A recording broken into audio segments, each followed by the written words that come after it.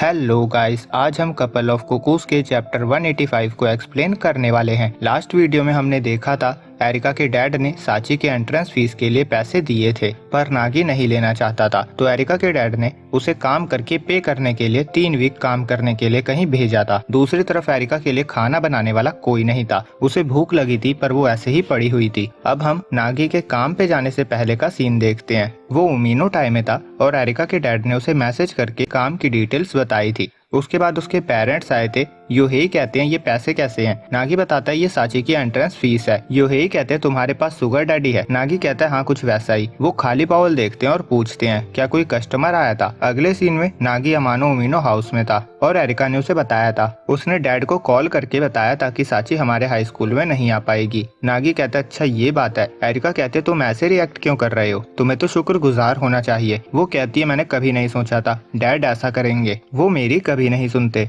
मुझे लगा था वो हमेशा की तरह मुझे इग्नोर कर देंगे। नागी कहता है मैं हाकोने जा रहा हूँ। मुझे साची की फीस चुकाने के लिए वहाँ 3 वीक तक काम करना है। अब सीन हाकोने होटल में शिफ्ट होता है। नागी अंदर जाता है और वहाँ की सेंट उसे बहुत रिलैक्सिंग लगती है। वो सोचता है फाइनल के बाद मैं समर वेकेशन तक फ्री होऊंगा। वो सोच रहा था क्या मैं सच में इतनी क्लासी जगह पे काम कर सकता हूँ? उसे एरिका के डैड की याद आती है और वो कहता है नहीं मुझे करना ही होगा, ये साची के लिए है। फिर वहाँ के मैनेजर ओकीता उससे मिलते हैं। नागी उन्हें बताता है वो यहाँ 3 वीक तक काम करने के लिए आया है। ओकीता उसे बताते हैं सोइचिरो ने मुझे बताया था तुम आने वाले हो। वो बताते हैं मैं स्टार्टिंग से ही अमानो ग्रुप के ऑपरेशंस में रहा हूँ। अब मैं प्रेसिडेंट और राइट हैंड मैन हूँ और इस नेब्यूला विला की जिम्मेदारी मेरे कंधों पे है। नागी सोच रहा था डैड का इतना पुराना दोस्त भी है। और ओकीता कहता है तुम भी सोइचिरो के बेटे हो ना? नागी कहता है मैं भी हूँ, इससे क्या मतलब है? ओकीता कहता है तुम उनकी तरह ही दिखते हो, क्या तुम उनके प्यारे बच्चे हो? नागी शॉकिंग रिएक्शन देता है। ओकीता कहता है नो मैटर और वो हॉस्टेस को बुलाता है। वो उसे बताता है नागी 3 वीक तक यहाँ काम करने वाला है। हॉस्टेस का नाम फूजी था।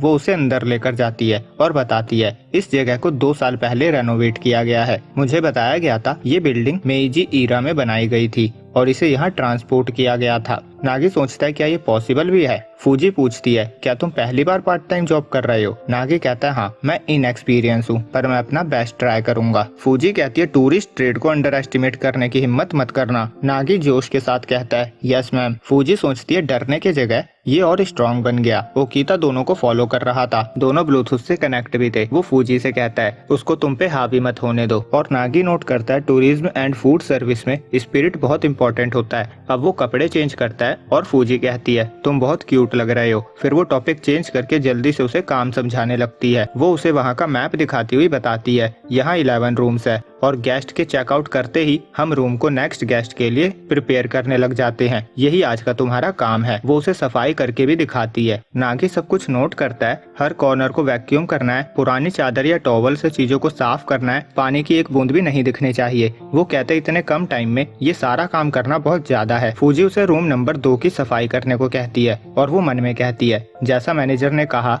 इस नाइव सिटी बॉय को ये समझने की जरूरत है कि यहाँ काम करना कोई बच्चे का खेल नहीं है। ये रात तक रोते हुए घर भाग जाएगा। पर अगले ही पल नागी उन्हें अपना काम दिखाता है। फूजी चकाचक रूम को देखकर शॉक हो जाती है। वो कहती है ये कैसे किया? नागी कहता है मैं हमेशा से ही सफाई करता हूँ। वो पूछता है क्या मैं दूसरा रूम भी साफ कर दूं? फिर वो बाहर की सफाई, पौधों को पानी देना सब करता है। और दूसरी तरफ फूजी ओकीता से कहती है नागी बहुत क्यूट है। अब रात को नागी अपने रूम में जाता है। वो कहता है केयर टेकर के लिए ऐसा रूम ये मेरे लिए बहुत अच्छा है। वो बाहर एक चेयर पे बैठ जाता है और चांद को देखते हुए सोचता है मैं यहाँ 3 वीक के लिए हूँ। मैं सोच रहा हूँ क्या एरिका वहाँ अकेले ठीक होगी? और यहीं पे ये चैप्टर एंड हो जाता है। तो ये एक और नॉर्मल सा चैप्टर रहा जिसमें कुछ भी अच्छा सीन नहीं आया, बस इसके अलावा कि नागी एरिका की चिंता कर रहा था। किसी को राइटर को जाकर समझाने की जरूरत है कि इतने बकवास चैप्टर ना ही डाले, वही बेहतर होगा। अच्छी खासी पॉपुलैरिटी का सत्यानाश करने में लगा है। तो ऐसे ही एक्सप्लेनेशन के लिए चैनल को सब्सक्राइब करना ना भूले। जल्दी मिलते हैं अगली वीडियो में, जब तक के लिए बाय बाय।